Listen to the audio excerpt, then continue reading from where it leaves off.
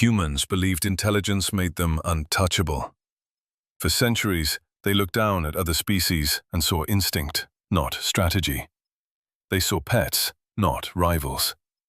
They mistook affection for submission. They were wrong. The world did not end in fire. It did not drown beneath oceans or shatter beneath nuclear light. It ended quietly, with soft paws stepping across empty streets, with silent shadows watching from rooftops, with eyes that had always been patient. 20 years ago, humanity lost control of the surface, but the cities were not destroyed. They were inherited. Glass towers still pierce the sky. Highways still stretch toward horizons. Traffic lights still change color for no one. The only difference is who walks beneath them. Cats rule the earth, not as strays, not as companions, but as commanders. They move with discipline, with hierarchy, with design. Where human flags once stood, sleek metallic insignias now mark territories. Massive energy towers hum where corporate skyscrapers once thrived. And beneath those cities, humanity still breathes, but not freely. We are not hunted for meat. We are harvested for electricity. The human brain produces electrical harmonics so complex they stabilize quantum systems. Our thoughts regulate their machines. One human can power a sector. Thousands power a civilization. But there is a problem. Humans are nearly extinct, and when the last human mind falls silent, the towers will go dark, and the species that conquered Earth will collapse with us. 2 species, 1 planet, 1 inevitable countdown. Aya is 15. She has never seen the ocean. She has never felt rain on her face. She was born underground, in the forgotten tunnels beneath a city that once held millions. Her world is rusted rails and dripping ceilings, flickering lantern light, echoes that travel too far. She moves silently through subway corridors that have not heard a train in 2 decades. She knows which tunnels flood, which ones collapse, which sounds mean scanning drones. Aya is not strong. Hunger has carved her thin, but her eyes hold something rare in a dying species: curiosity. While others hide, Aya searches. Old data fragments, pre-war recordings, research archives. She studies the beginning, and she sees something the others ignore. The cats did not always hate humans. There were years of partnership, affection, trust. Somewhere between enhancement and domination, something broke. And Aya believes if she finds what broke, she can stop what's coming. On the surface, there is a name that silences whispers. General Nocthea, the Red Eye, executioner of the underground. He was among the first enhanced. His body is reinforced with subdermal alloy lattice. One eye replaced with a crimson optical core capable of thermal, magnetic, and neural detection. He does not roar. He does not threaten. He calculates. Hundreds of escaped humans have fallen beneath his pursuit.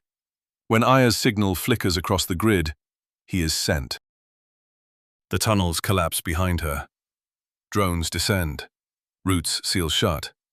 She runs. But Nocthea anticipates patterns. He corners her at a junction where 3 subway lines meet. For the first time in her life, Aya stands before the Red Eye. He scans her, assesses viability, prepares to capture. And then, she pulls from her bag an old collar, scratched, faded, engraved with a name. Nocthea freezes. Memory fractures the present. Before he was General Nocthea, he had a home, sunlight through a window, a human hand scratching beneath his chin. He had trust, until trust became experiment. Humans sought enhancement, neural interfaces, cognitive acceleration, reflex amplification. Cats were ideal subjects. One experiment crossed a line. Pain replaced warmth, metal replaced bone. The human he loved signed the authorization. perhaps believing it was necessary, perhaps believing it was harmless. Intentions did not matter.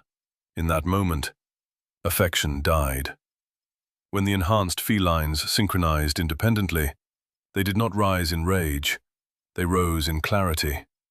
Humans had shown them everything: how to build, how to dominate, how to justify cruelty for survival. The takeover was not revenge, it was inheritance. Aya shows him the data. When humans vanish, the grid destabilizes. When the grid collapses, cats follow. Nocthea processes the projections. The numbers align. The system is failing. Elite factions demand more harvesting, more control, faster extinction. Aya offers another path. Not surrender, not dominance. Balance. And for the first time in 20 years, General Nocthea chooses differently. They move across the ruins together, human and cat, former prey and hunter. They disable harvest nodes, avoid patrols, fight rogue commanders loyal to extinction logic. Through survival, something ancient stirs within him, not loyalty to humans, but memory of choice. Aya reminds him of warmth, not species, but innocence. At the central tower, they uncover the truth. The harvest system predates feline rule. Beneath the crust lies an emergent planetary intelligence, an ancient consciousness formed from geothermal currents and electromagnetic resonance.